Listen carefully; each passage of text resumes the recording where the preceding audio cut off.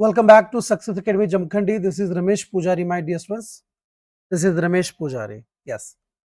ನೋಡಿ ಇವತ್ತಿನಿಂದ ನಾನು ನಿಮಗೆ ಕೆಸೆಟ್ದ ಒಂದು ಏನು ಇಂಗ್ಲಿಷ್ ಅಂತ ಸಬ್ಜೆಕ್ಟ್ ನಲ್ಲಿ ನೀವೇನು ಟ್ಯಾಕಲ್ ಮಾಡಬೇಕಂತ ಇದ್ದೀರಾ ಈ ಒಂದು ಕೋರ್ಸು ಪ್ರಾರಂಭಿಸ್ತಾ ಇದ್ದೀವಿ. ಈ ಒಂದು ಕೋರ್ಸ್ ಅನ್ನ ಕಂಪ್ಲೀಟ್ ಆಗಿ ನಾನು MCQ ಕ್ರಾಶ್ ಕೋರ್ಸ್ ಅಂತ ಮಾಡ್ತಾ ಇದ್ದೀನಿ. A to Z ಟಾಪಿಕ್ಸ್ ಆಯ್ತಾ, ಅಗದಿ ಕರೆಕ್ಟ್ ಆಗಿ ಮೊದಲನೇದಿಂದ ಟಾಪಿಕ್ಸ್ ಗಳನ್ನ ನಾನು ಮಾಡ್ತಾ ಬರ್ತಾ ಇದ್ದೇನೆ. ನಿಮಗೆ ಈಗಾಗಲೇ ಕೆಸೆಟ್ ದ ಒಂದು ಸಿಲೆಬಸ್ ಏನು, ಒಂದು ಎಕ್ಸಾಮ್ ಪ್ಯಾಟರ್ನ್ ಹೆಂಗಿರುತ್ತೆ, ಯಾವ ರೀತಿಯಾಗಿ ಆ ಪರೀಕ್ಷೆನ ನೀವು ಅದನ್ನ ಎದುರಿಸಬೇಕು, ಏನನ್ನ ಓದ್ಬೇಕು, ಅದೆಲ್ಲ ನಿಮಗೆ ಗೊತ್ತೇನೆ ಇದೆ ಆಯ್ತಾ. ಬಟ್ ನಾನು ಅದನ್ನೆಲ್ಲ ಹೇಳಿ ಮತ್ತೆ ಟೈಮ್ ವೇಸ್ಟ್ ಮಾಡೋ ಅವಶ್ಯಕತೆ ಇರುವುದಿಲ್ಲ. ಹಾಗಾದ್ರೆ ಸರ್ ನಾವೀಗ ಸದ್ಯ PU ಲೆಕ್ಚರ್ ಓದ್ತಾ ಇರೋರು ಹೇಗೆ, ಮತ್ತೆ ನೀವು ಈಗ ಕೆಸೆಟ್ಗೋಸ್ಕರ ಹೇಳಿದ್ರೆ ಅದೇನು ಬೇರೆ ಇರುತ್ತಾ ಅಂತ ಕೆಲವೊಬ್ಬರು ಕ್ವಶನ್ ಕೇಳೋ ಚಾನ್ಸಸ್ ಇರುತ್ತೆ. ನಾನೆಲ್ಲಿ ಹೇಳ್ತೇನೆ ನೋಡಿ, ನಾನೀಗ ಸದ್ಯ ಇದು 2 months ಕಂಪ್ಲೀಟ್ ಆಗಿ MCQನೇ ಮಾಡ್ಕೊತ ಹೋಗ್ಬಿಡ್ತೀನಿ ಎಲ್ಲಾ ಟಾಪಿಕ್ ಮೇಲೆ A to Z. ಈ ಎಲ್ಲಾ ಟಾಪಿಕ್ ದಲ್ಲಿರುವಂತಹ 40% PU ಲೆಕ್ಚರ್ ಇರುತ್ತೆ. ನೆನ್ಪಿಟ್ಟುಕೊಂಡ್ಬಿಡಿ, ನಾನೀಗ ಇಲ್ಲಿ ಏನ್ ಹೇಳ್ಕೊಡ್ತಾ ಇದೀನೋ ಇದರ ಒಂದು 40% PU ಲೆಕ್ಚರ್ದಲ್ಲಿರುತ್ತೆ. ನಮ್ಮಲ್ಲಿ ಯಾರು PU ಲೆಕ್ಚರ್ಗೋಸ್ಕರ ಅಂತ ಹೇಳ್ಕೊಂಡು ಅಥವಾ ಕಂಪ್ಲೀಟ್ ಆಗಿ 9,000 rupees ಫೀಸ್ ಅನ್ನ ಕೊಟ್ಟು ಅಡ್ಮಿಷನ್ ಯಾರ್ಯಾರು ತಗೊಂಡಿದ್ದಾರೋ ಅವರಿಗೆ ಇದೇ ಒಂದು ಬೆನಿಫಿಟ್ ಅದ ಈ ಒಂದು ಸಕ್ಸಸ್ ಅಕಾಡೆಮಿ ಜಮಖಂಡಿದಲ್ಲಿ. ಏನಂತಂದ್ರೆ ಅವರು 9,000 rupees ನಲ್ಲಿ ನಾನು ಎಷ್ಟೇ ಸಲ ಕ್ರಾಶ್ ಕೋರ್ಸ್ ಗಳನ್ನ ಮಾಡಿರ್ಲಿ ನೆಟ್ ಸೆಟ್ ಗೋಸ್ಕರ ಅವೆಲ್ಲವೂ ನಿಮಗೆ ಬರುತ್ತೆ. ಯಾಕಂದ್ರೆ ನಿಮ್ ವ್ಯಾಲಿಡಿಟಿ PU ಲೆಕ್ಚರ್ ಎಕ್ಸಾಮ್ ಆಗುವವರೆಗೆ ಇರುತ್ತೆ. So this is the one plus point. ಹಾಗಾದ್ರೆ ಸರ್ ನಾವೀಗ ಸದ್ಯ ಈ ಕೆಸೆಟ್ ಕೋರ್ಸ್ ದಲ್ಲಿ ಏನೇನ್ ಮುಗಿಸ್ಬಿಡ್ತೀವಿ, ನಾವು ಟರ್ಮ್ಸ್ ಮುಗಿಸ್ತೀವಿ, ಫಾರ್ಮ್ಸ್ ಮುಗಿಸ್ತೀವಿ, ಲಿಟರರಿ ಏಜಸ್ ಗಳನ್ನ ಮುಗಿಸ್ಬಿಡ್ತೀವಿ, ಅದ್ರ ಜೊತೆ ಮತ್ತೆ ಕೆಲವು ಇಂಪಾರ್ಟೆಂಟ್ ವರ್ಕ್ಸ್ ಗಳನ್ನು ಕೂಡ ಮಾಡ್ತೀವಿ. ಅರ್ಥ ಆಯ್ತಾ? ಹಾಗಾದ್ರೆ ಈ ಕೆಸೆಟ್ ಇಂಗ್ಲಿಷ್ ದ ಒಂದು MCQ ಕ್ರಾಶ್ ಕೋರ್ಸ್ ದಿಂದ ನಾನು ಹೇಳ್ಕೊಡುವಂತ A to Z ಟಾಪಿಕ್ ದಿಂದ ನಿಮಗೆ 40% PU ಸಿಲೆಬಸ್ ಕಂಪ್ಲೀಟ್ ಆಗಿಬಿಡುತ್ತೆ. 40 ಯಾಕೆ, ಆಲ್ಮೋಸ್ಟ್ ಆಲ್ ಒಂದು 80% ಅನ್ಬೋದು, but in the form of MCQ ನಲ್ಲಿ ಆಗುತ್ತೆ. ಅರ್ಥ ಆಯ್ತಾ? ಸೊ ಕೆಲವೊಬ್ರು ಏನಂತಿರ್ತಾರೆ, ಸರ್ ನಮಗೆ ಅದ್ರ ಬಗ್ಗೆ ಏನು ಥಿಯರಿನೇ ಗೊತ್ತಿಲ್ಲ, ನಾನು ಆನ್ಸರ್ ಹೆಂಗ್ ಮಾಡ್ಲಿ ಅಂತ. ನೋಡಮ್ಮ, ನಾನು ಹೇಳ್ತಾ ಇದ್ದೀನಿ, ನೀನು ಕೂಡ ಏನಾದ್ರೂ 2 months ನಲ್ಲಿ ಸದ್ಯ ಕೆಸೆಟ್ಗೆ ನೀನು ಓದ್ತಾ ಇದ್ರೆ ಅಥವಾ ರೆಡಿ ಆಗ್ತಾ ಇತ್ತಂತಂದ್ರೆ ನಿನಗೂ ಕೂಡ ಇದು ಹೆಲ್ಪ್ ಆಗುತ್ತೆ. ಇಲ್ಲ ನಾನ್ರಿ ಸರ್ ನಾನು ಕೆಸೆಟ್ ಮುಗಿಸಿದ್ದೀನಿ ಮತ್ ನನಗೆ ಯಾಕೆ ಸುಮ್ಮನೆ ಇದು ಕೆಸೆಟ್ ಆಗಿದೆ, ನಂಗೆ PU ಲೆಕ್ಚರ್ಗೋಸ್ಕರ ಅಂತ ಬಂದಿದ್ದೇನೆ ಅಂತಂದ್ರೆ ನಿಮಗೆ ಇದು ರಿವಿಷನರ್ ಆಗುತ್ತೆ. ಯಾಕಂತಂದ್ರೆ ಸಮ್ ಟಾಪಿಕ್ಸ್ ಅಲ್ಲ, 80% topics are related to the KSET. ಈಗ ನಾನು ಕೆಸೆಟ್ ನಲ್ಲಿ ಏನ್ ಹೇಳ್ಕೊಡ್ತಾನೋ ಅದೆಲ್ಲದರಲ್ಲಿ ಇರುವ 40% ಇಡೀ PU ಲೆಕ್ಚರ್ ಇದೆ. ಹಂಗಾರೆ ನಾನು ಇಷ್ಟು ದೊಡ್ಡದು ಕೆಸೆಟ್ ನೆಟ್ ಹೇಳ್ಕೊಟ್ರೆ ಅದ್ರ ಒಳಗಡೆ ಬರುವಂತ ಇಷ್ಟು ಒಂದು ಟಾಪಿಕ್ಸ್ಗಳು ಏನು PU ಲೆಕ್ಚರ್ ಬರ್ತಾವೋ ಅದು ಅದರಲ್ಲೇ ಕವರ್ ಆಗುತ್ತೆ. ನಾನು ಹೇಳ್ತಾ ಇರುವಂತ ಮಾತು ನಿಮಗೆ ಅರ್ಥ ಆಗ್ತಾ ಇದ್ರೆ ನೀವು ಎಸ್ ಅಂತ ಟೈಪ್ ಮಾಡಬಹುದು. ಹಂಗಾದ್ರೆ ನಮ್ಮಲ್ಲಿ ನಾನೀಗ ಸದ್ಯ ಕೆಸೆಟ್ಗೋಸ್ಕರ ಅಂತ 3,999 ಒಂದು ಕೋರ್ಸ್ ಇದೆ 6 month. 6,999 1 year ಕೋರ್ಸ್ ಇದೆ. ಅದ್ರ ಜೊತೆ ನಿಮಗೆ 9,000 ಮಾಡಿದ್ರೆ ನೆಟ್ ಸೆಟ್ PU ಎಲ್ಲಾನು ಬರುತ್ತೆ. ಈ ತರ ಒಂದು ಕೋರ್ಸ್ ಹೆಚ್ಚಿನ ಮಾಹಿತಿ ನನಗೆ ವಾಟ್ಸಪ್ ಮಾಡಿ ನೀವು ಕೇಳ್ಕೋಬಹುದು. ಸರ್ ಹಾಗಾದ್ರೆ ಈಗ ನೀವು ನಮ್ಗೆ ಇವತ್ತಿನ ಟಾಪಿಕ್ ನಲ್ಲಿ ಏನೇನ್ ಹೇಳ್ಕೊಡ್ತಾರೆ, ನಾನು ಇವತ್ತು ಕೆಸೆಟ್ ನ ಹೇಗೆ ಅಪ್ರೋಚ್ ಮಾಡ್ಕೋಬೇಕು, ಯಾವ ರೀತಿಯಾದಂತ ಸಿಲೆಬಸ್ ಇದೆ, ಆ ಸಿಲೆಬಸ್ ದ ಪ್ರತಿಯೊಂದು ಯೂನಿಟ್ಸ್ ಗಳನ್ನ ಹೇಗೆ ಅಪ್ರೋಚ್ ಮಾಡಬೇಕು ಅನ್ನೋದ್ರ ಬಗ್ಗೆ ಹೇಳ್ಕೊಡ್ಲಿಕ್ಕೆ ಪ್ರಯತ್ನ ಪಡ್ತಾ ಇದ್ದೀನಿ. I hope you are going to understand that. With the help of that we can able to guide ourselves. ನಮ್ಮಷ್ಟಕ್ಕೆ ನಾವೇ ಗೈಡ್ ಮಾಡ್ಕೋಬಹುದು. ಎಸ್, ನನ್ನಲ್ಲಿ ಇದು ಕೊರತೆ ಇದೆ, ಎಸ್ ನಾನು ಇದನ್ನ ಇಂಪ್ರೂವ್ಮೆಂಟ್ ಮಾಡ್ಕೋಬೇಕು ಅಂತ ನಾವು ತಿಳ್ಕೊಂಡ್ಬಿಡ್ತೇವೆ. ತಿಳಿತರಿ? ಹಾ, ಓಕೆ.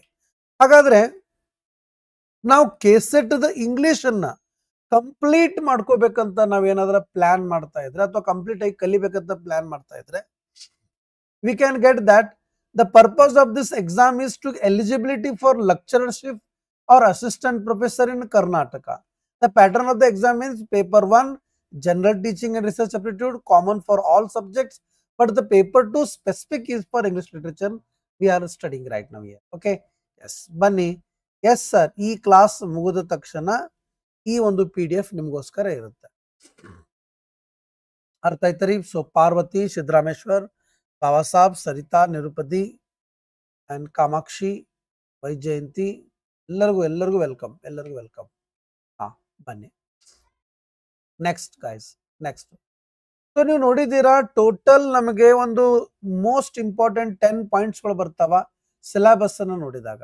ಸರಿ, ಆ ಇಡೀ 10 ಯೂನಿಟ್ಸ್ಗಳನ್ನ ಅಥವಾ 10 ಪಾಯಿಂಟ್ಸ್ಗಳನ್ನ ಅಥವಾ 10 ಯೂನಿಟ್ಸ್ಗಳನ್ನ ನಾವಿನ್ನ ಒಂದೊಂದಾಗಿ ನೋಡ್ತಾ ಹೋಗೋಣ.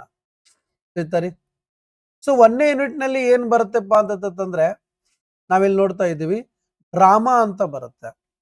ಈ ಡ್ರಾಮಾ ಅನ್ನುವಂತ ಮೊದಲನೇ ಯೂನಿಟ್ ನಲ್ಲಿ ನಾವು ನೋಡ್ತೀವಿ ಕ್ಲಾಸಿಕಲ್ ಡ್ರಾಮಾಸ್ಗಳು ಬರ್ತಾವ, like Greek and Roman. So for example Sophocles, Aristophanes and Seneca and Elizabethan Jacobean ಏಜ್ಗಳು ಬರ್ತಾವ. ಅಲ್ಲಿ ನಾವು ನೋಡ್ತೀವಿ ಶೇಕ್ಸ್ಪಿಯರ್, ಮಾರ್ಲೋ, ವೆಬ್ಸ್ಟರ್ ಅಂತ ಬರುತ್ತೆ.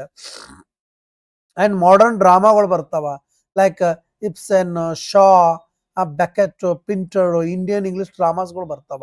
ಸೊ ಹಿಂಗೆ 1ನೇ ಯೂನಿಟ್ ಡ್ರಾಮಾದಲ್ಲಿ ಈ ತರದ ಕೆಲವು ಇಂಪಾರ್ಟೆಂಟ್ ಪಾಯಿಂಟ್ಸ್ಗಳು ಬರ್ತಾವೆ. ಅರ್ಥ ಆಯ್ತಾರೆ? ಅದ್ರ ಜೊತೆ ಇನ್ನೂ ಕೆಲವು ಇಂಪಾರ್ಟೆಂಟ್ ಟಾಪಿಕ್ಸ್ಗಳು ಬರ್ತಾವ ಕೆಸೆಟ್ಗೋಸ್ಕರ ಅಂತ.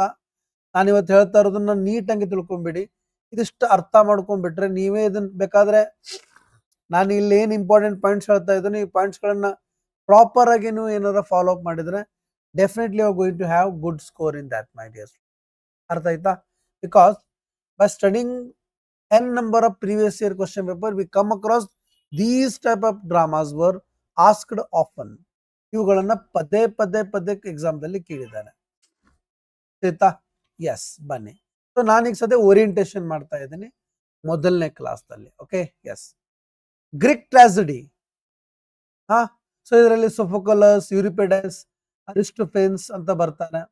And Seneca or Senecan tragedy and its influence ಗಳನ್ನ, Elizabethan drama like Marlowe and Shakespeare, Jacobean revenge ಟ್ರಾಜಿಡೀಸ್ಗಳು like Webster, Middleton, and Restoration ಕಾಮಿಡಿಗಳು ಬರ್ತಾವ. ಯಾಕಂದ್ರೆ ಕಾಮಿಡಿ, ಟ್ರಾಜಿಡಿ ಇವೆಲ್ಲ ಡ್ರಾಮಾದ ಪಾರ್ಟ್ಸ್ ಅನ್ನ ಆಗ್ತಾವ.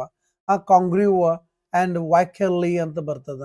And romantic drama Shelley and Byron, modern realism like Ibsen and Shaw, absurd theatre like Beckett and Ionesco Pinter, and Indian English drama like Tagore ಇರ್ಬೋದು, ಕಾರ್ನಾಡ್ ಇರ್ಬೋದು, ದತ್ತನಿ ಇರ್ಬೋದು. And dramatic devices ಹೊಲಿಲಿಕ್ಕೆ ಅಸೈಡ್ ಅಂಡ್ ಕೋರಸ್ ಅಂತ ಹಿಂಗೆ ಅದು ಒಂದು ಟರ್ಮ್ಸ್ಗಳು ಬರ್ತಾವ, ಡ್ರಾಮ್ಯಾಟಿಕ್ ಡಿವೈಸಸ್ಗಳು ಬರ್ತಾವ. ಅವನ್ನೆಲ್ಲವನ್ನೂ ನಾವು ತಿಳ್ಕೊಬೇಕು. ಈಗ ಫಾರ್ ಎಕ್ಸಾಂಪಲ್ ಅಸೈಡ್ ಅಂತಂದ್ರೆ ಪಕ್ಕದಲ್ಲಿ ಹೋಗಿ ಅಥವಾ ಇನ್ನೊಬ್ಬರಿಗೆ ಕೇಳಾರ್ದಂಗೆ ಮಾತಾಡೋದು, ಇವೇನಪ್ಪಾ ಅಲ್ಲ ಆ ಥರ. ನಾ ಎಕ್ಸಾಂಪಲ್ ಸೆಕೆಂಡ್ PUC ಒಳಗಡೆ ಸನ್ನಿ ಮಾರ್ನಿಂಗ್ ಪಾಠವನ್ನ ಅಥವಾ ಡ್ರಾಮಾನ ಓದುವಾಗ ಅಸೈಡ್ ಅನ್ನೋ ವರ್ಡ್ ಬರುತ್ತೆ, ಕೋರಸ್ ಬರುತ್ತೆ. ಸೊ ಸೋಲಿಲಕೈ ಅಂತಾರೆ ಏಕಾಂತದಲ್ಲಿ ಅಂತ ಅನ್ಬೋದು. ಸೊ ಹಿಂಗೆ ಡ್ರಾಮಾದ ಕೆಲವು ಡಿವೈಸ್ಗಳನ್ನ ಕೂಡ ನಾವು ಕಲ್ಕೋಬೇಕಾಗುತ್ತೆ, which we are going to learn in the form of terms of literature, my dear. Okay, so this is all about the first unit, that is drama dear. Okay, yes. ಇದನ್ನ ಪ್ರತಿಯೊಂದು important points ಅಂತ ನಾನೇನು ಆಥರ್ನ ಅಥವಾ work ಅನ್ನ ನಾನು ನಿಮಗೆ ಹೇಳ್ಕೊಡ್ತಾ ಇದ್ದೀನೋ ಅವುಗಳ ಮೇಲೆ ನಾವು ಫೋಕಸ್ ಮಾಡಲೇಬೇಕು. That is very important. So after the drama it is now time to learn about the poetry section. ಈಗ ನಾವು ಪೊಯಿಟ್ರಿ ಸೆಕ್ಷನ್ ಬಗ್ಗೆ ನೋಡ್ಕೊಳ್ಳಿಕ್ಕೆ ಪ್ರಯತ್ನ ಪಡೋಣ. ಅರ್ಥ ಆಯ್ತರಿ? ಎಸ್. ಹಾ, ಸೊ ಒಂದ್ಸಲ ಲಕ್ಷ ಕೊಡಿ ನೋಡೋಣ. ಒಂದ್ಸಲ ಲಕ್ಷ ಕೊಡಿ ಆಯ್ತಾ? ಪೊಯಿಟ್ರಿ ಬೇಡ, ಪೊಯಿಟ್ರಿಗಿಂತ ಇಂಪಾರ್ಟೆಂಟು ಈ ಯೂನಿಟ್ ಆಫ್ 1 ಡ್ರಾಮಾ ಅದಲ್ಲ, ಈ ಡ್ರಾಮಾದ ಮೇಲೆ ತಿಳಿತರಿ ಒಂದು ಕ್ವಶನ್ ಅನ್ನು ನಾನು ಕೇಳ್ತೀನಿ, ನೋಡ್ಕೊಳ್ಳಿ. ಜಸ್ಟ್ 1 ಕ್ವಶನ್ ಕೇಳ್ತೀನಿ, ನೋಡೋಣ ಯಾರು ಹೇಳ್ತೀರಾ. Yes sir, yes sir. Just 1 MCQ question ಕೇಳ್ತೀನಿ, ನೋಡೋಣ ಯಾರು ಹೇಳ್ತೀರಾ.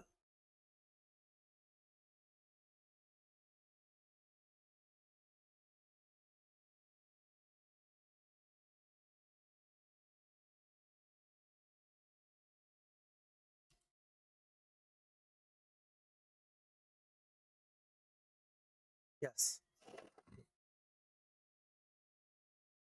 ನೋಡ್ಕೊಂಡ್ರಿ. ಸೊ ಈ ಒಂದು ಯೂನಿಟ್ ಮೇಲೆ ಯಾವ ತರ ಕ್ವಶನ್ಸ್ಗಳು ಬರ್ತಿರ್ತಾವ ಅನ್ನೋದನ್ನ ನಾನೊಂದು ಸಿಂಪಲ್ ಆಗಿ ಕ್ವಶನ್ ಕೇಳಲಿಕ್ಕೆ ಪ್ರಯತ್ನ ಬರ್ತೇನೆ. ಅರ್ಥ ಆಯ್ತಾ ರೀ? ಆಯ್ತಾ? Yes, just second, my dear.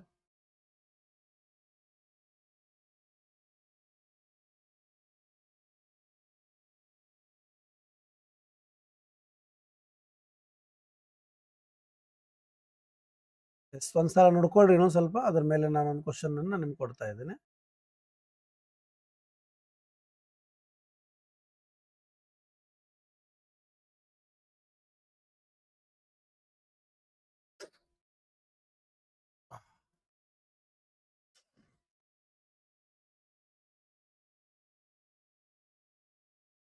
Okay, so ಬನ್ನಿ ಹಾಗಾದ್ರೆ ಒಂದು ಇದ್ರ ಮೇಲೆ ಕ್ವಶನ್ಸ್ ಕೇಳ್ತೇನೆ ನೋಡಿ. ಅಂದ್ರೆ ಯಾವ ರೀತಿಯಾಗಿ ಕ್ವಶನ್ ಬರ್ತದ. Yes, which of the following plays best represent the characteristics of absurd theatre. ನೋಡಿ, ಡ್ರಾಮಾ ಮೇಲೆ ಯಾವ ತರ ಕ್ವಶನ್ಸ್ಗಳು ಬರ್ತಾವ ಅನ್ನೋದು ಜಸ್ಟ್ ಸಿಂಪಲ್ ಆಗಿ ಒಂದು ಎಕ್ಸಾಂಪಲ್ ತೋರಿಸ್ತಾ ಇದ್ದೇನೆ ನಾನು. ತಿಳಿತರಿ? ಪೋಲ್ ಬರ್ತಾ ಇದೆ ನೋಡಿ. I am going to give you the poll, my dear friends.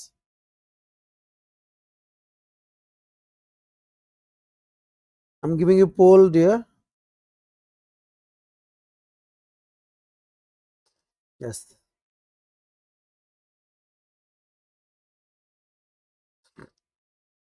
Yes, very good.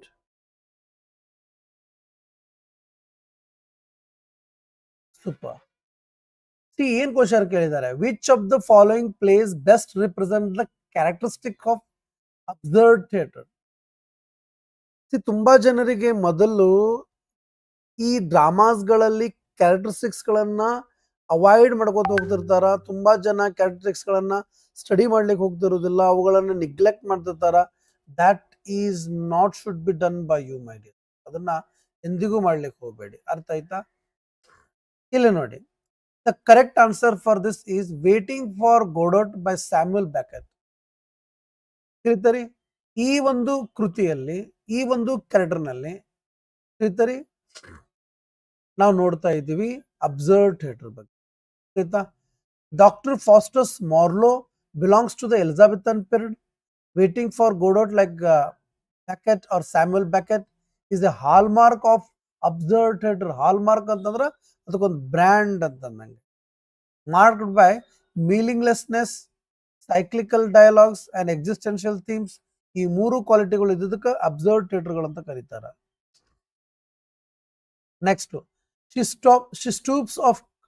stoops to conquer. Goldsmith is a comedy of manners in 18th century. Every Man is a medieval morality play, far removed from the concerns of modern absurdism. So ಒಟ್ಟಾರೆ absurd ಥಿಯೇಟರ್ಗೆ ಸಂಬಂಧಪಟ್ಟಂತ ಒಂದು character ನೋಡಿದ್ರೆ Waiting for Godot is written by Samuel Beckett. ನೆನ್ಪಿಟ್ಕೊಂಡ್ಬಿಟ್ಟು.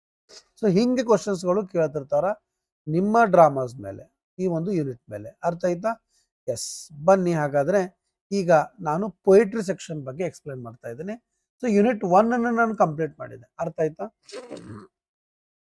ಈಗ unit 2 ಅನ್ನು ತಗೋತಾ ಇದ್ದೀನಿ ನಿಮ್ಮ ಸಿಲೆಬಸ್ ಅದು. ಇಲ್ಲಿ ಪೊಯಿಟ್ರಿ ಬರ್ತದ. Chaucer to Renaissance, Spenser, Shakespeare, John Donne ಎಲ್ಲ ನೋಡ್ಕೊಳ್ಳಿ. ಅಂಡ್ ರೊಮ್ಯಾಂಟಿಕ್ ನಲ್ಲಿ Wordsworth, Coleridge, Keats, Shelley and Byron.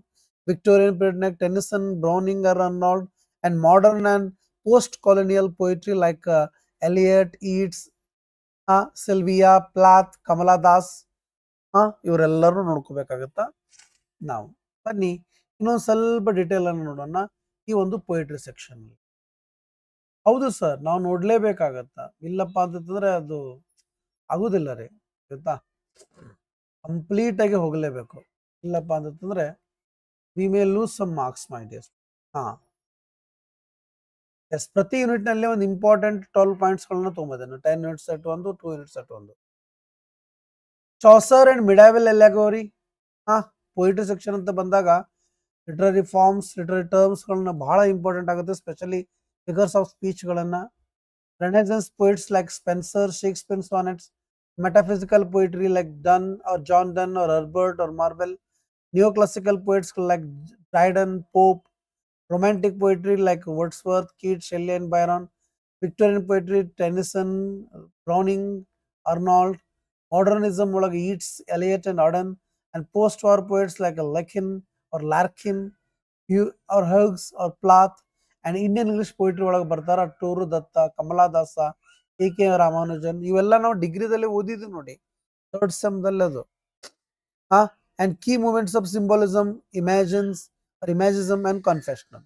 So ಒಟ್ಟಾರೆ ಈ ರೀತಿಯಾದಂಥ ಪೊಯಿಟ್ರಿ ಸೆಕ್ಷನ್ ಅನ್ನ ನಾವು ಕವರ್ ಮಾಡಬೇಕಾಗತ್ತೆ. ತಿಳಿತರಿ? ಎಸ್, ಬನ್ನಿ ಹಾಗಾದ್ರೆ ಈಗ ನಾನು ನಿಮಗೆ ಈ ಪೊಯಿಟ್ರಿ ಸೆಕ್ಷನ್ ಮೇಲೆ ಒಂದು MCQ ಅನ್ನ ಕೇಳಲಿಕ್ಕೆ ಪ್ರಯತ್ನ ಪಡ್ತೇನೆ. ಅರ್ಥ ಆಯ್ತರಿ? ಸೊ ರೆಡಿ ಇದ್ದೀರಾ? ಒಂದು MCQ ಅನ್ನ ಕೇಳೋದ್ರ ಮುಖಾಂತರ ನಾನು ನಿಮಗೆ ಇಲ್ಲಿ ನಿಮ್ಮ ಎಬಿಲಿಟಿ ಎಷ್ಟದ ಅನ್ನೋದು ನಿಮಗೆ ಅಸೆಸ್ಮೆಂಟ್ ಮಾಡಲಿಕ್ಕೆ ಹೆಲ್ಪ್ ಮಾಡ್ತಾ ಇದ್ದೇನೆ. Which of the following poets is correctly matched with or his literary period? ಅವ್ರು ಯಾವ ಪೀರಿಯಡ್ ನಲ್ಲಿ ಬರ್ತಾರೋ ಅನ್ನೋದು ನಮ್ಗೆ ಗೊತ್ತಿರಬೇಕು. ಕರೆಕ್ಟ್ಲಿ ಮ್ಯಾಚ್ಡ್ ಅಂತಾರ. ಎಸ್, ಪೋಲ್ ಬರ್ತಾ ಇದೆ ನೋಡಿ.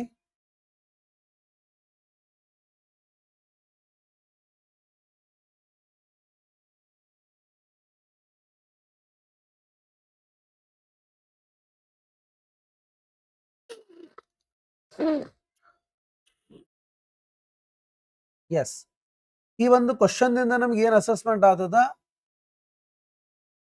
Do we have the real knowledge which is necessary for this KCET and NET exam? That's we are assessing ourselves. Yes, ನೋಡಿ ಏನದ question. Which of the following poets is, ಈ poets ಗಳಲ್ಲಿ ಯಾವುದು correctly matched ಆಗಿದೆ with literary period? ಅವ್ರು ಯಾವ period ನಲ್ಲಿ ಬರ್ತಾರೆ? ಬನ್ನಿ ಹಾಗಾದ್ರೆ ಈ ಪ್ರಶ್ನೆಗೆ ಇರುವಂತಹ ಒಂದು ಕಂಪ್ಲೀಟ್ ಡಿಟೇಲ್ ಆನ್ಸರ್ ಅನ್ನ ನಾನು ನಿಮ್ಮ ಮುಂದೆ ತಂದಿಡ್ತಾ ಇದ್ದೇನೆ. ಎಸ್, ಅರ್ಥ ಆಯ್ತರಿ? ಓಕೆ. ಎಸ್, ನೋಡ್ತಾ ಇದ್ರೆ ಇಲ್ಲಿ. ಎಸ್, ಮ್ಯಾಥ್ಯೂ ಆರ್ನಾಲ್ಡ್ ವಿಕ್ಟೋರಿಯನ್ ಪೀರಿಯಡ್ಗೆ ಸಂಬಂಧ ಬರ್ತಾರ. ಕರೆಕ್ಟ್ ಆಗಿದ್ದು, ಉಳ್ಕಿದೆಲ್ಲ ರಾಂಗ್ ಇದಾವ. Because John Donne romantic period ನಲ್ಲಿ ಅದಂಗಾಗುತ್ತೆ. John Donne belongs to Renaissance period ಅವ್ರ ಮೆಥಾಫಿಸಿಕಲ್ ಪೊಯಿಟ್ರಿ ಒಳಗೆ ಬರ್ತಾರ. ನೆನ್ಪಿಟ್ಕೊಂಡ್ಬಿಟ್ರಿ, John Donne Renaissance metaphysical poetry ಒಳಗೆ.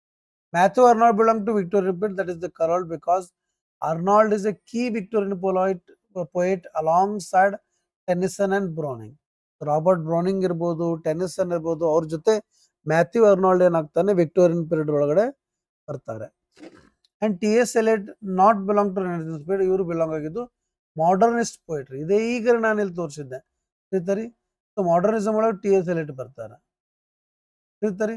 ಅರ್ನಾಲ್ಡ್ ಬರೋದು ವಿಕ್ಟೋರಿಯನ್ ಪೀರಿಯಡ್ ಪೊಯಿಟ್ರಿ ಒಳಗ ಪೀರಿಯಡ್ ಅದಾಗ. ಇನ್ನು ಕಮಲಾದಾಸ್ ಬರೋದು ಎಲ್ಲಪ್ಪ ಅಂತಂದ್ರೆ ರೊಮ್ಯಾಂಟಿಕ್ ಪೀರಿಯಡ್ ಅಲ್ಲ, ಇಲ್ಲ ನಾನು ತೋರಿಸೇ ಕೊಟ್ಟಿದ್ದೀನಿ ನಾನು. ಕಮಲಾದಾಸ್ ಬರೋದು ಎಲ್ಲಪ್ಪ ಅಂತಂದ್ರೆ ಇಂಡಿಯನ್ ಇಂಗ್ಲಿಷ್ ಪೊಯಿಟ್ರಿ ಒಳಗೆ ಬರ್ತಾರ. ಹೇಳ್ತಾರೆ ಕಮಲಾದಾಸ್ ಬರೋದು is a post colonial Indian English poet ಆಗ್ತಾರ. So at least we have to know very well ಯಾವ ಕ್ಯಾರೆಕ್ಟರ್ಗಳು ಎದಕ್ಕೆ ಸಂಬಂಧ ಬರ್ತದ ಡ್ರಾಮಾದಲ್ಲಿ, ಇಲ್ಲಿ ಯಾವ ಪೊಯಿಟ್ರಿಗೆ ಯಾವ್ದು ಥೀಮ್ ಅದ, ಅವ್ರು ಯಾವ ಪೋಯಮ್ ಅನ್ನ ಬರೆದಿದಾರ, ಅವ್ರು ಎದ್ರ ಸಂಬಂಧದನ್ನ ಬರೆದ್ರು, ಬರೆಯುವಂತ ಸಂದರ್ಭದಲ್ಲಿ ಏನೇನು ಬದಲಾವಣೆಗಳಾದವು, and they belong to which period, particularly ಈ ಟಾಪಿಕ್ಸ್ ಅನ್ನ ತಿಳ್ಕೊಳ್ಳೇಬೇಕಾಗತ್ತೆ. ಅರ್ಥ ಆಯ್ತಾರಿ? ಎಸ್, ಬನ್ನಿ ನೆಕ್ಸ್ಟ್. ಈಗ ಪೊಯಿಟ್ರಿ ಸೆಕ್ಷನ್ ಅನ್ನ ಕಂಪ್ಲೀಟ್ ಮಾಡಿಕೊಟ್ಟೆ, ಟಾಪಿಕ್ ಅಥವಾ ಯೂನಿಟ್ ನಂಬರ್ 2 ಅನ್ನ. ಈಗ unit number 3 which is very important after the drama, after the poetry, when people got stuck to understand the poetry form, when people are not aware, who are very good intelligent, they can able to understand the hidden beauty of like metaphor and simile and personification and allegory and these all literary terms easily. But when people are not very good reader, when they can't understand the hidden beauty or the hidden theme of the poem, then the thing is little bit changed. It became like a short story, novel, fictions. ಯಾವಾಗ ಡ್ರಾಮಾನ ಓದ್ಲಿಕ್ಕೆ ಆಗ್ಲಿಲ್ವೋ, ಅಥವಾ ಈ drama poetry ಕೆಲವೊಬ್ಬರಿಗೆ ಕೆಲವೊಂದು society ಒಳಗಡೆ norms ಗಳನ್ನ ಮಾಡಿ ಇದು ಇವ್ರಿಗಷ್ಟೇ ಇರಬೇಕು ಅಂತ ಕ್ಯಾಟಗರೈಸ್ ಮಾಡಿದ್ರು, ಅವಾಗ ಈ ಸ್ವಲ್ಪ ಎಜುಕೇಶನ್ ಅಲ್ಲಿ ಅಥವಾ ಸ್ವಲ್ಪ ರೀಡರ್ಸ್ ಗಳನ್ನ ಒಲವನ್ನ ತಗೊಳ್ಳಿಕ್ಕೆ ಅಥವಾ ಅವರ ರಿಯಲ್ ಲೈಫ್ ಅನ್ನ ತಗೊಳ್ಳಿಕ್ಕೆ ಅಥವಾ ಅವರ ರಿಯಲ್ ಲೈಫ್ ಇನ್ಸಿಡೆಂಟ್ಸ್ಗಳನ್ನ ತಗೊಳ್ಳಿಕ್ಕೆ ಫಿಕ್ಷನ್ಸ್ ಮತ್ತು ಶಾರ್ಟ್ ಸ್ಟೋರೀಸ್ಗಳನ್ನ ತಗೋತಾರ. ಉದಾಹರಣೆಗೆ the best Indian short story ಒಳಗಡೆ ನೋಡ್ಬೋದು ಎಕ್ಸಾಕ್ಟ್ಲಿ ಮಾಲ್ಗುಡಿ ಡೇಸ್ ಒಳಗಡೆ RK ನಾರಾಯಣ್. ನಾನು ಹೇಳ್ತಾ ಇರೋದು ಎಲ್ಲರಿಗೂ ಅರ್ಥ ಆಗ್ತಾ ಇದ್ರೆ ಎಸ್ ಅಂತ ಟೈಪ್ ಮಾಡ್ಬೋದು ಗೈಸ್. ಒಂದ್ಸಲ ಎಸ್ ಅಂತ ಟೈಪ್ ಮಾಡಿ. Yes, thank you sir. ತಿಳಿತರಿ? Yes yes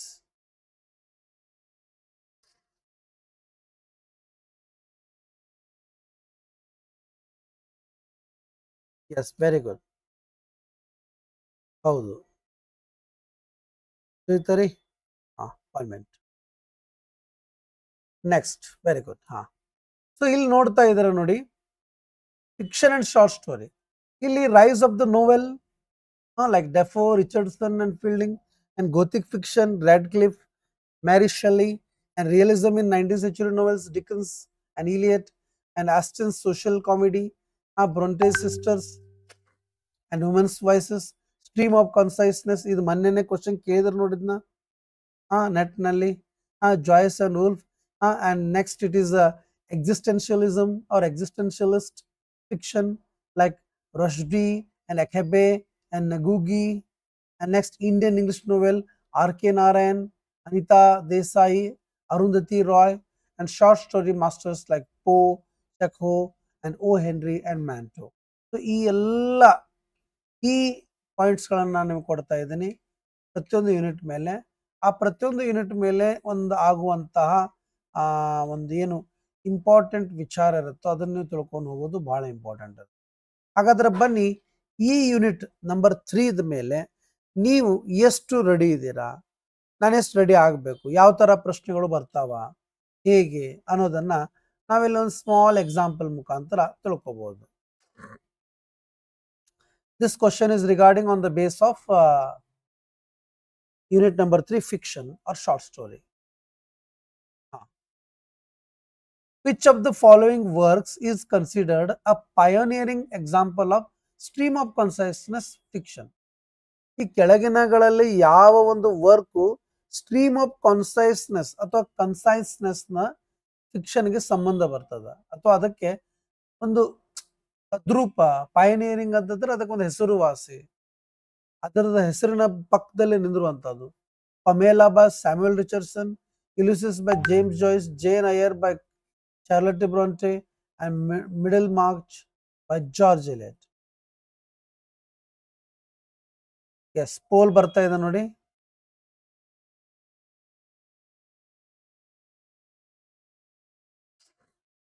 S, definitely my dear.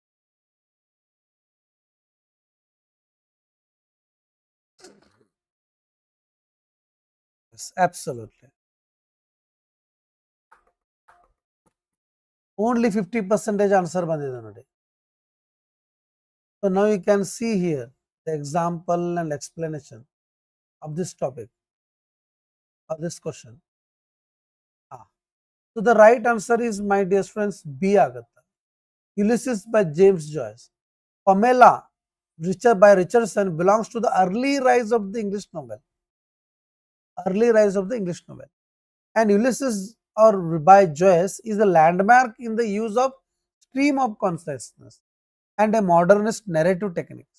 ದಯವಿಟ್ಟು ನೆನ್ಪಿಟ್ಟುಕೊಳ್ಳಿ, ನಾನು ಏನು ಹೇಳ್ಕೊಡ್ತಿರ್ತೀನೋ ಅದ್ರ ಜೊತೆ ನೀವೇನು ಮಾಡ್ಕೋಬೇಕು, ಅಬ್ಸಲ್ಯೂಟ್ಲಿ ಅದ್ರ ಜೊತೆ ನೀವೇನು ಮಾಡ್ಕೋಬೇಕು, ಇದನ್ನ ತಿಳ್ಕೋಬೇಕು, ಪ್ರಯತ್ನ ಪಡಬೇಕು. ನಾನು ಇನ್ನು 2 days ನಲ್ಲಿ ಒಂದು PDF ಅನ್ನ ಹಾಕ್ತೀನಿ. ಆ PDF ಬುಕ್ ಅನ್ನ ನೀವು ಪ್ರಿಂಟ್ ಮಾಡ್ಕೋಬಹುದು. ತಿಳಿತಾರಿ? PDF ಒಂದು ಬುಕ್ಕನ್ನೇ ಕೊಟ್ಬಿಡ್ತೀನಿ. ತಿಳಿತಾರಿ? ಸೊ ಅದನ್ನ ನಾನು ನಿಮಗೆ ಕೊಡ್ತಾ ಇದ್ದೀನಿ. ಸೊ ಅದನ್ನ ನೀವು ಓದ್ಕೊಂಬೇಡಿ, ಅದನ್ನು ಒಂದು ಕೂಡ ಇದ್ರ ಕ್ಲಾಸ್ ಜೊತೆ. ಸೊ ಎವ್ರಿ1, ಎಲ್ಲರೂ ತಿಳಿತಾರಿ? S. Ulysses is a landmark in the use of stream of consciousness and modernist narrative technique. Jane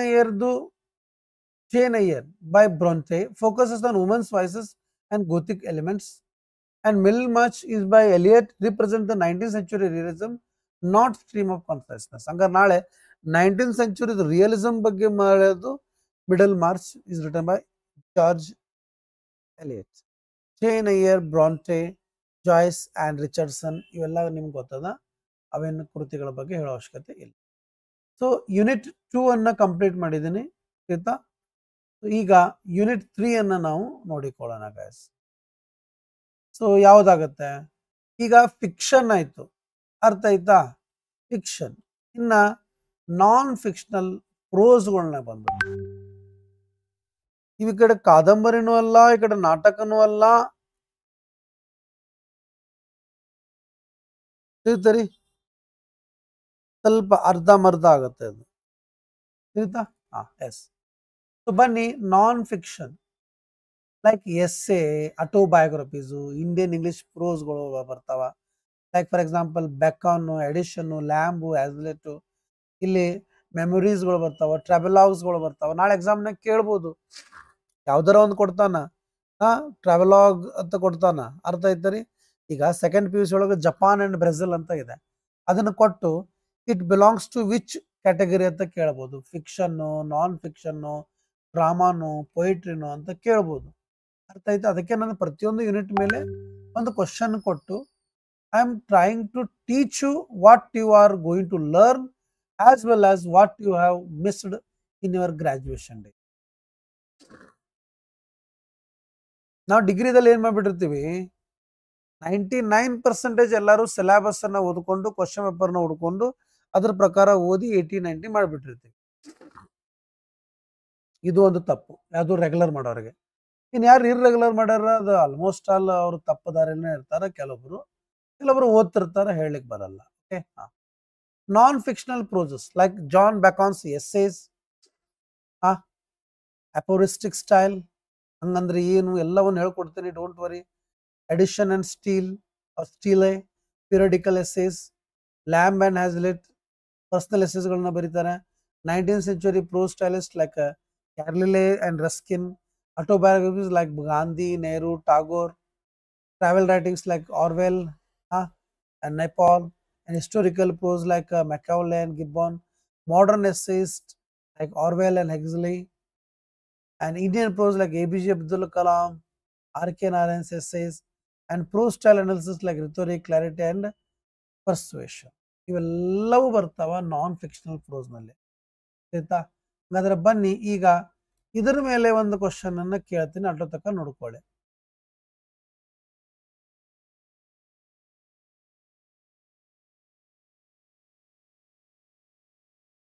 ಏನಿಲ್ಲ ರೀ, ಏನಿಲ್ಲ, ಹಂಗೇನ್ ಅದೇನು ಪ್ರಾಬ್ಲಮ್ ಅಂತ ಏನಿಲ್ಲ, ನಾ ತಿಳ್ಕೊಳ್ಳೋದ್ರ ಮೇಲೆ ಹೋಗುತ್ತೆ. ಎಸ್, ಬನ್ನಿ ಹಾಗಾದ್ರೆ ಒಂದು ಕ್ವಶನ್ ಅನ್ನ ಕೇಳ್ತಾ ಇದ್ದಾರೆ.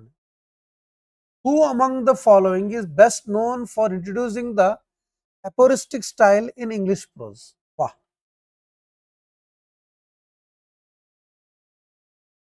ಸಿದ್ದರಾಮೇಶ್ ಅವರೇ, PDF ಅನ್ನ ನಾನು ನಿಮಗೆ ಇಲ್ಲೇ ಕೊಟ್ಟಿರ್ತೀನಿ. ನಮ್ಮ ಆ್ಯಪ್ ಒಳಗಡೆ ನೋಟ್ಸ್ ಅಂತ ಸೆಕ್ಷನ್ ಬರುತ್ತೆ, ಆ ನೋಟ್ ಸೆಕ್ಷನ್ ಅಲ್ಲಿ ಸಿಗುತ್ತೆ, ತಿಳಿತಾರಿ. ಇವತ್ತೇ ಸಂಜೆಗೆ ಆದ್ರೂ ಆಯ್ತಾ ಅದು ಆಲ್ಮೋಸ್ಟ್. ಮತ್ತೆ ಇನ್ನೊಂದು ಹೇಳ್ಬೇಕು, ಈ ಕ್ವಶನ್ ಮುಗಿಸಿ ನಾನು ಹೇಳ್ತೇನೆ ನಿಮಗೆ.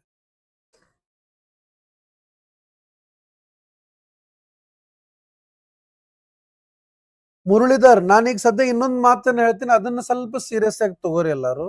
ಎಲ್ಲರೂ ಹೇಳ್ತಾರೆ ಅದನ್ನ. ಅರ್ಚನಾ, ನೀವು ಕೂಡ good afternoon ma'am.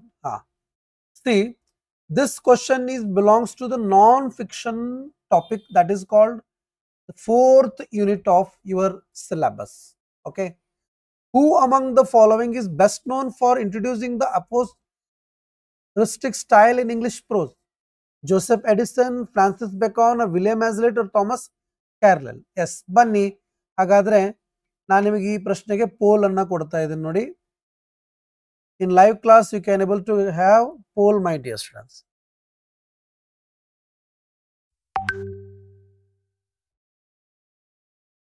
Yes, super.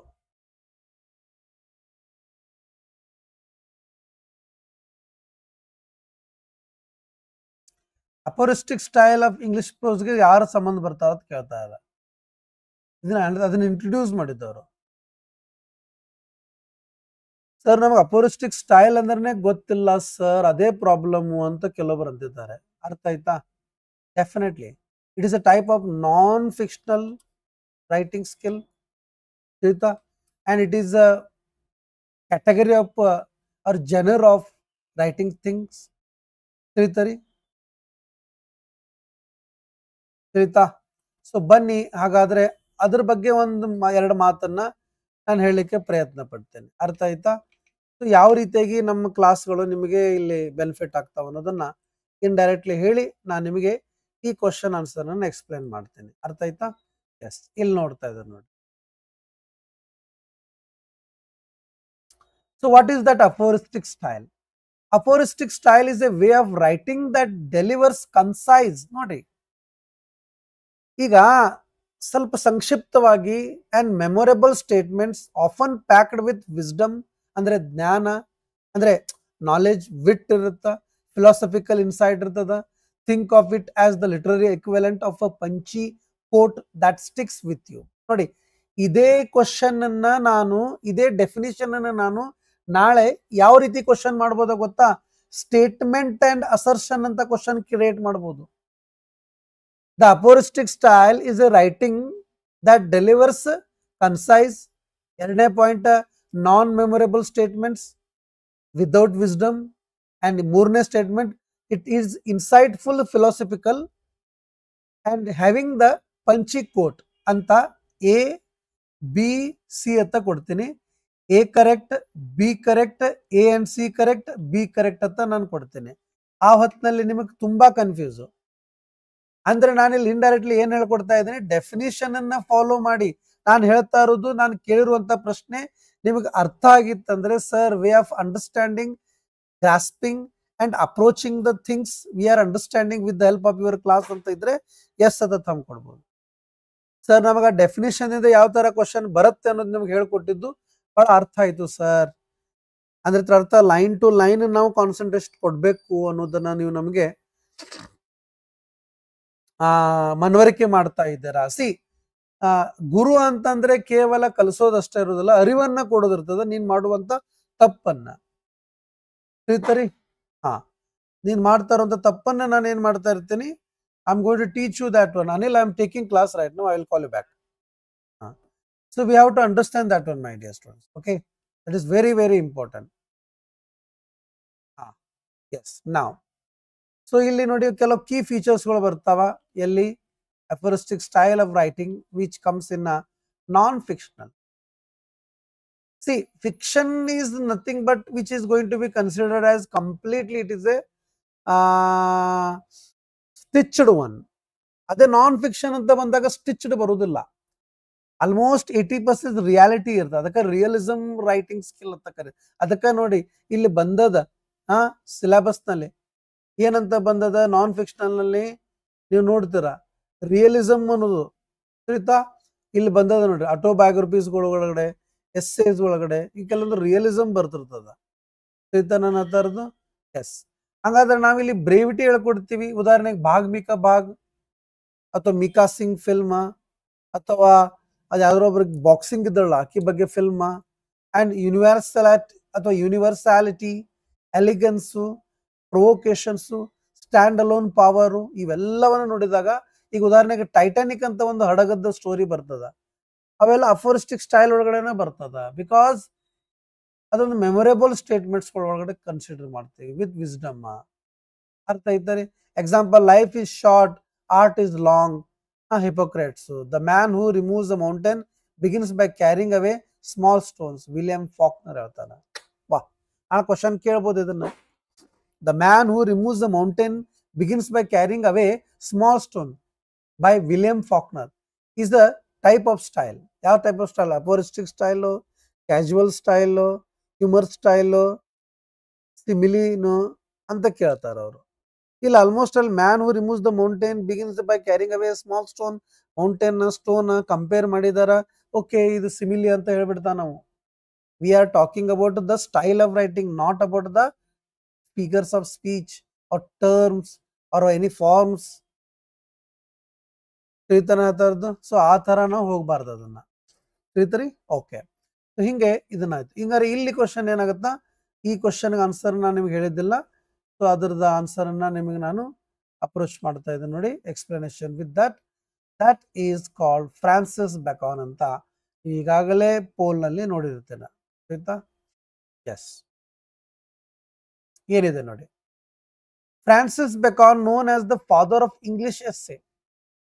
Remember, so that's why the question belongs to the best known introducing the aphoristic style. That's why he is called the Francis Bacon is the father of English essay. His style is highly aphoristic, short, witty, memorable statements. ಹಂಗಾರ ಪ್ರತಿಯೊಂದು unit ನಲ್ಲಿನೂ ಒಬ್ಬರೊಬ್ಬ ವ್ಯಕ್ತಿಗಳು ಬರ್ತಾರೆ, ಅವರಿಂದನೇ ಆ unit ಕ್ರಿಯೇಟೇಷನ್ ಆಗಿರ್ತದೆ, ಆಯ್ತಾ? And Joseph Edison famous for periodical essay like The Spectator, William Hazlitt master of personal essay, and Thomas Carlyle in a 19th century prose stylist noted for rhetoric and philosophical reflection. So I hope you are understanding. So ಹೀಗೆ ಈ ಕ್ಲಾಸ್ದಲ್ಲಿ ನಾನು ಈ 3 ಯೂನಿಟ್ಗಳನ್ನು complete ಮಾಡಿ 3 unit ಮೇಲೆ questions ಕೇಳಿ 3 unit ಮನವರಿಕೆಯನ್ನು ಮಾಡಿಕೊಟ್ಟಿದ್ದೀನಿ. ಇನ್ನು ಮುಂದಿನ ಕ್ಲಾಸ್ದಲ್ಲಿ ನಾನು ಉಳಿದ ಒಂದು ಯೂನಿಟ್ಸ್ಗಳನ್ನು ನಾನು ಹೇಳ್ಕೊಡ್ತೇನೆ. ಅರ್ಥ ಆಯ್ತಾನ ಥರದ್ದು? Yes, thank you very much my dear students. I hope all you all understood. So 3 question ಕೇಳಿದಾಗ ಲೀಡರ್ ಬೋರ್ಡ್ನಲ್ಲಿ ಯಾರಿದ್ದಾರೆ ಅನ್ನೋದನ್ನು ನೋಡೋಣ ಹೈಯೆಸ್ಟ್ನಲ್ಲಿ, ಅಥವಾ 3 ಕ್ವಶನ್ ಕೇವಲ 3 ಕ್ವಶನ್ ಕೇಳಿದೆ ನಾನು, ನೋಡೋಣ ಲೀಡರ್ ಬೋರ್ಡ್ನಲ್ಲಿ ಯಾರಿದ್ದಾರೆ. ಎಸ್, 4 ಸಲ ಕೇಳಿದ್ನ ಕಾಣುತ್ತೆ.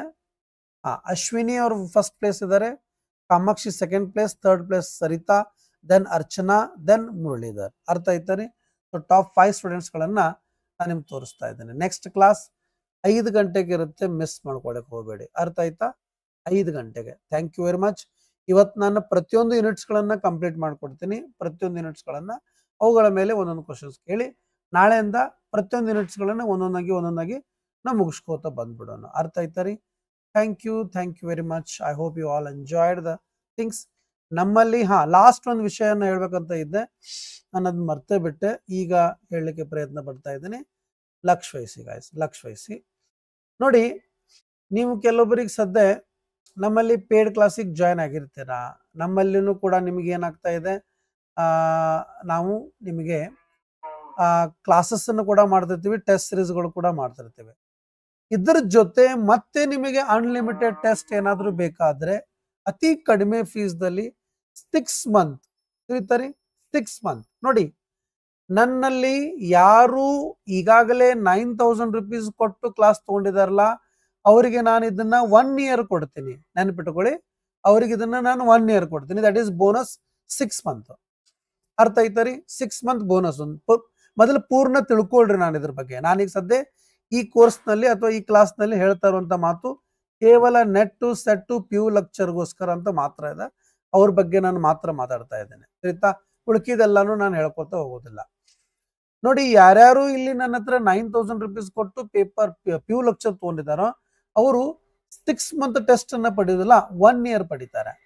ಇನ್ನು ಉಳಿದವ್ರು ಯಾರು ನಿಮಗೆ ಸರ್ ನಾನು ಈ ಟೆಸ್ಟ್ ತಗೋತೀನಿ ಅಂತ ಇದಾರಲ್ಲ, 699 rupeesಗೆ ಪೇಪರ್ 1 ಪೇಪರ್ 2 ತಿಳಿತರಿ, ಪೇಪರ್ 1 ಅಂಡ್ ಪೇಪರ್ 2 ಈ ಟೆಸ್ಟ್ ಸಿಗುತ್ತೆ ಕೇವಲ 699ಗೆ 6 ಮಂತ್ ನಲ್ಲಿ.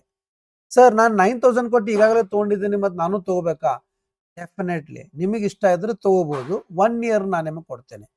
ಬಟ್ ನನಗಿಲ್ಲಿ ಗೊತ್ತಿರುತ್ತೆ ನೀವು ಸಬ್ಸ್ಕ್ರಿಪ್ಷನ್ ತಗೊಳ್ಳುವಾಗ. ಸರ್ ಈ 699 ನಮ್ಗೆ ಏನೇನು ಸಿಗುತ್ತೆ? NET SET the paper 1 the complete ಟೆಸ್ಟ್ಸ್ಗಳು. ಸರ್ ಹೇಗಿರುತ್ತೆ ಅನ್ಲಿಮಿಟೆಡ್ ಅಂದ್ರೆ, ಪ್ರತಿದಿನ 3 ಟೆಸ್ಟ್ಗಳನ್ನು ತಗೋತೇನೆ ಟಾಪಿಕ್ ವೈಸು. ಸಂಡೇ ಒಂದು ದಿನ ನಿಮ್ಮದು ಕಂಪ್ಲೀಟ್ ಆಗಿ ಸೆಟ್ ಅಥವಾ ನೆಟ್ ಅಂತ ಒಂದು ಕಂಪ್ಲೀಟ್ ಟೆಸ್ಟ್ ಟೈಮ್ ಬರ್ತದಲ್ಲ, ಅದು ಮಾರ್ಕಸ್ ಅದು 50 ಕ್ವಶನ್, ಇದು 100 ಕ್ವಶನ್. ಆ ರೀತಿಯಾಗಿ ಟೆಸ್ಟ್ ಅನ್ನು ತಗೋತದ ಪ್ರತಿ ಸಂಡೇ. ತಿಳಿತಾನೆ ಆ ಥರದ್ದು. ಇದಕ್ಕೊಂದು ಸಪ್ರೇಟ್ ವೆಬ್ಸೈಟ್ ಅನ್ನು ಮಾಡಿದ್ದೀನಿ ನಾನು. ಸಪ್ರೇಟ್ ಆಗಿ ನಿಮಗೆ ಇದು ಆನ್ಸರ್ ಇರುತ್ತೆ. 699 ನೀವು ಪೇ ಮಾಡಿದ ತಕ್ಷಣನೇ ನಿಮಗದು ಬರುತ್ತೆ. ಪೇಡ್ ಈಗಾಗಲೇ ನನ್ನಲ್ಲಿ ಯಾರಿದಾರೋ 9000 ಕೊಟ್ಟು ಅವ್ರಿಗೆ ಇದು 1 year ಇರುತ್ತೆ, ಉಳುಕಿದವರಿಗೆ 6 ಮಂತ್ ಇರುತ್ತೆ. ಅನ್ಲಿಮಿಟೆಡ್ ನೆನಪಿರಲಿ. Okay, so thank you very much my dear students. I hope you all enjoyed the today's session. I hope you all ready to do the best work for your life. Thank you.